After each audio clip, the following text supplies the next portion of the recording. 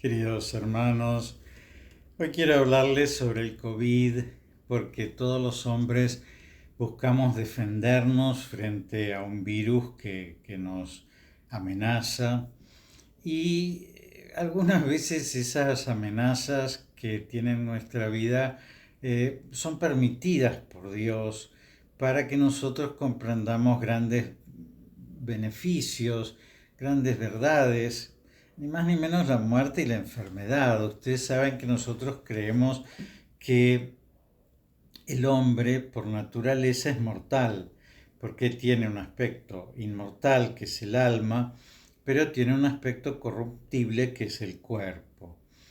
Entonces que cuando Dios creó a Adán y Eva, les dio lo que llamamos los dones preternaturales, es decir, dones que no les corresponden por naturaleza, pero que fueron regalos de Dios, por eso dones.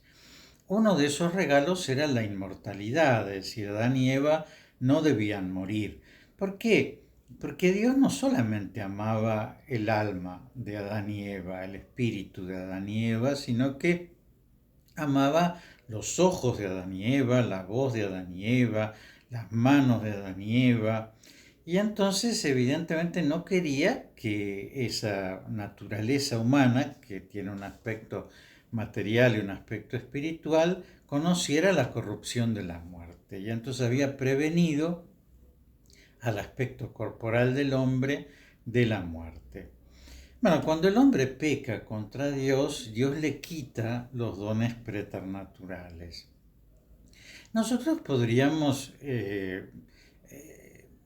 interpretarlo infantilmente como, bueno, Dios se enojó con nosotros, entonces nos había regalado una coronita y nos la sacó. Pero evidentemente eso sería humanizar a Dios y no solamente humanizarlo, sino ponerle nuestros sentimientos mezquinos. Dios no nos quitó algo para hacernos un daño, sino que nos quitó algo para darnos un beneficio. ¿Por qué? Porque si el pecado original es querer ser como Dios, imagínense si este hombre lleno de soberbia, lleno de presunción, que se cree el ombligo del mundo, lleno de egoísmo, además fuera inmortal, y además no envejeciera, y además no se enfermara.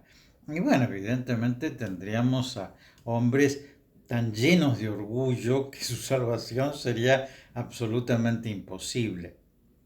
Entonces, por eso San Francisco habla de la hermana muerte, porque, bueno, yo puedo ser muy orgulloso, pero un día me siento enfermo y siento que no tengo fuerzas para levantarme, y entonces, bueno, tan maravilloso no debo ser. O yo puedo sentirme muy poderoso y tener mucho dinero y alcanzar todos mis fines, pero un día se enferma mi hijo y yo no puedo agregarle un día a su vida.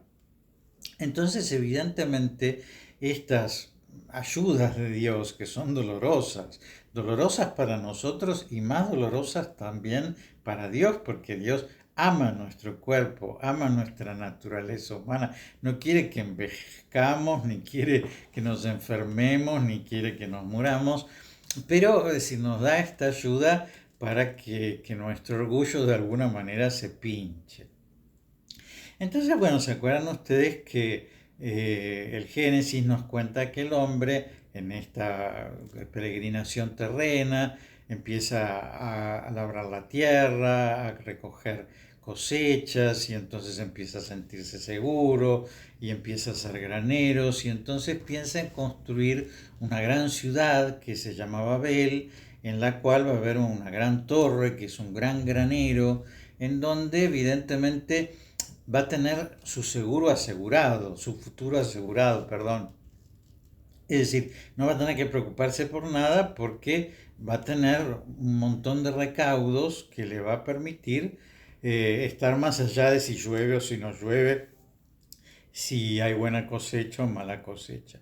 Y entonces se da ese episodio de que Dios confunde las lenguas y entonces hay un desencuentro entre las personas que no pueden asociarse en ese proyecto de esa construcción de una tierra en la cual no necesitemos de Dios. Bueno, fíjense que si ese relato, porque tenían granos para asegurar el futuro, puede herir a Dios en cuanto a nuestra dependencia de Él. Imagínense nuestras ciudades, imagínense nuestros bancos, imagínense nuestros seguros, imagínense nuestra ciencia, imagínense nuestras jubilaciones, todos los recaudos que tenemos los hombres para no necesitar de Dios, sino vivir de todas nuestras seguridades. Y por eso cada tanto Dios permite que todas esas seguridades caigan, no porque Dios quiere que pasemos por ese mal, sino que Dios quiere que nos demos cuenta, bueno, mira, tenías este ahorro, vino el corralito y ya no lo tenés más, ¿no es cierto? Y tenías estas propiedades, bueno, pasó tal revolución y las perdiste. Y eso también en la iglesia, ¿no es cierto? Que muchas veces también se instala excesivamente en este mundo y de repente viene Rivadavia, por ejemplo, con la enfiteusis y se queda con la mitad de las propiedades de la iglesia o la amortización de Mendizábal en España o la Revolución Francesa o tantas cosas, ¿no es cierto?, que han pasado en la historia en donde la iglesia también es despojada de sus bienes, ¿no es cierto? La fundación del Estado italiano, ni más ni menos, sobre lo que eran los estados pontificios. Bueno, pero evidentemente estas cosas, nosotros decimos que las cosas pasan o porque Dios las quiere o porque Dios las permite. Si son bienes, Dios las quiere. Pero si son males, algunas veces Dios los permite porque va a sacar bienes de esos males. Y por eso acostumbramos decir Dios escribe derecho en renglones torcidos. Es decir, Él saca su bien, ¿no? Porque Dios no puede no sacar el bien porque no le interesa otra cosa. Por eso no quiere castigarnos, ni quiere hacernos daño, ni quiere vernos viejos, ni vernos podrirnos en un sepulcro, ni nada de eso, sino que lo que Dios quiere es que nosotros reconozcamos nuestra finitud y sepamos que Él es Dios y que nosotros somos sus criaturas y que lo único maravilloso que hay en nuestra vida es que Él nos ama y que Él quiere nuestro bien y que ese sea nuestra cucarda, que ese sea nuestro blasón, que esa sea nuestra corona, ¿no? Que somos amados por Él.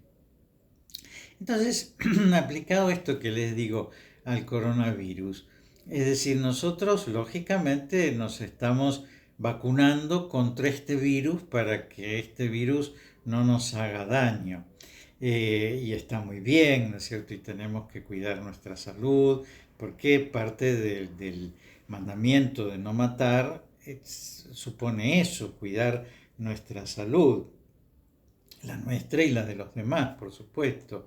Pero algunas veces nosotros entendemos esto en un sentido absoluto y vemos este enemigo, ¿no es cierto?, del coronavirus como si no viniera a decirnos nada bueno, como si no pudiéramos sacar ninguna lección, como si no pudiéramos aprender nada de esto, porque Dios escribe derecho con renglones torcidos. Entonces, acá tenemos un renglón torcido, pero nosotros tenemos que leer eso que Dios está escribiendo derecho. Y evidentemente que a este mundo tan seguro, tan prepotente, tan dueño de sí mismo, tan globalizado, con una tecnología tan avanzada, a este mundo que si uno ingresa en ese pertenecer de ese pequeño grupito de selectos, se nos asegura que no te preocupes, no te va a pasar nada. A este mundo el coronavirus le ha pinchado ese globo, esa quimera que es una mentira. Y entonces han sufrido las naciones ricas y han sufrido las naciones pobres, han muerto personas que tenían medicinas prepagas extraordinariamente eficaces y hay muertos que han muerto en la intemperie sin ninguna seguridad social.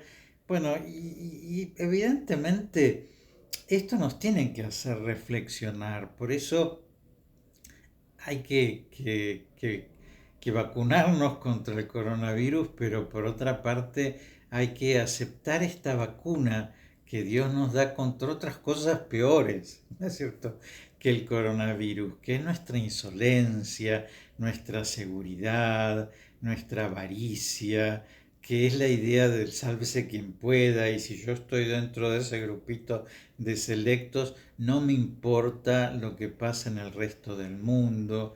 Y entonces, evidentemente, esta enfermedad nos abre a cosas. Y entonces, antes veíamos una propaganda para ir a veranear en el Caribe y decíamos, qué bárbaro, ¿no? Es decir, qué feliz sería si voy a veranear en el Caribe. Bueno, eso es un globo, ¿no es cierto? Porque evidentemente lo importante no es solamente tener un mar maravilloso y tener un clima muy benigno, sino lo importante es amar y ser amado. Y por eso estar bajo de un árbol tomando un mate con una persona que uno quiere quizás es mucho más lindo que eso que nos presenta este mundo de consumo que siempre nos tiene como insatisfechos porque o no podemos ir y entonces estamos insatisfechos porque no alcanzamos esa quimera, o vamos y nos damos cuenta que tampoco eso nos hizo felices y entonces también eso nos deja insatisfechos. Entonces hay algo que nosotros tenemos que entender, qué es lo que Dios permite del coronavirus, y es que esto pincha nuestras seguridades, pincha nuestra ciencia, pincha nuestras diferencias sociales, pincha la idea de sofisticada de esa ley de la selva, de sálvese quien pueda, que ya les digo, no es primitiva como la ley de la selva, pero es feroz y verdaderamente hace que unos pocos se salven pisándole la cabeza a muchos otros. Y entonces aprovechemos, pareciera como que esto va mermando y vuelve esta nueva normalidad de la que hablamos, pero que no sea una enseñanza de Dios que nosotros no hemos sabido captar o que no nos ha dejado nada más que un mal sabor. Y qué año terrible el 2020 y el 2021 porque tuvimos que soportar esta pandemia, sino al contrario, que haya como un rédito que uno diga, bueno, yo en este tiempo aprendí muchas cosas, yo de esto saqué una enseñanza y esa enseñanza posiblemente es de las enseñanzas más ciertas que nos da la vida, porque vieron que los momentos prósperos de holgura muchas veces nos ponen tontos, pero los momentos difíciles, esos momentos nos enseñan grandes verdades, entre ellas quién nos ama verdaderamente, qué cosas importan, qué cosas queremos. Esto que nos ha obligado a tomar tantas decisiones, a cambiar tantas conductas, a dejar de hacer cosas que veníamos haciendo ya por inercia. Bueno, seguramente nos tiene que hacer reflexionar acerca de qué es lo que Dios habrá querido mostrarnos detrás de eso. Un Dios que nos ama y que si permite el mal siempre es para sacar algunos bienes. Por eso les puse este icono que se llama la Paternitas, porque es un icono de la Trinidad. Ven que está el Padre, el Hijo, como un niño, y no sé si ven encima del halo de Jesús está el Espíritu Santo en forma de paloma. Y después las cuatro figuras que están en los vértices son los cuatro evangelistas, el tetramorfos, y después eso que parece como unas llamas de fuego en ese cielo que está abierto son serafines y querubines. No sé si llegan a ver que tienen caritas, aritos y alitas también. Y es como se los representa a los serafines y a los querubines como llamas de fuego, y a las potestades y las dominaciones como esos círculos que están a los pies sustentando el trono de la Trinidad.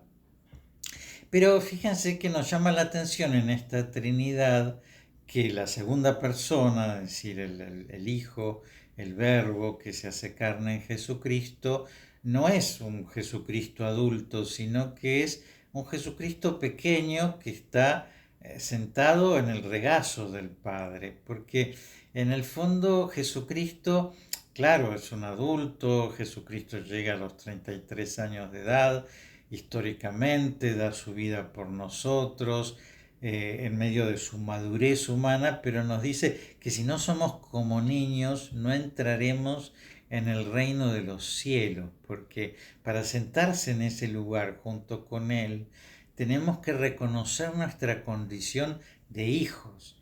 Y para reconocer nuestra condición de hijos, no es que nos vamos a sentar al lado del Padre como, che, vos pensás tal cosa, yo pienso tal otra, vos querés esto, yo quiero lo otro. No, nos vamos a sentar ahí, ¿no es cierto?, para sentir ese abrazo, ¿no es cierto? Por eso ven las ropas del Padre son como un colchón, ¿no es cierto?, infinitamente mullido y acogedor, en el cual ese hijo está muy, muy bien plantado, muy seguro, muy bien resguardado. Y por eso veamos a ese Padre de esa forma, que cuando quiere mostrarnos nuestra fragilidad y nuestra pequeñez, no es porque sea malo ni porque quiera Él ser importante, porque es importante, no necesita parecerlo ni presumirlo, sino porque le resulta muy, muy importante que nosotros comprendamos la importancia de Él y que nosotros toquemos nuestra debilidad y nuestra pobreza. Les dejo la bendición, que Dios los bendiga y los acompañe en el nombre del Padre y del Hijo y del Espíritu Santo.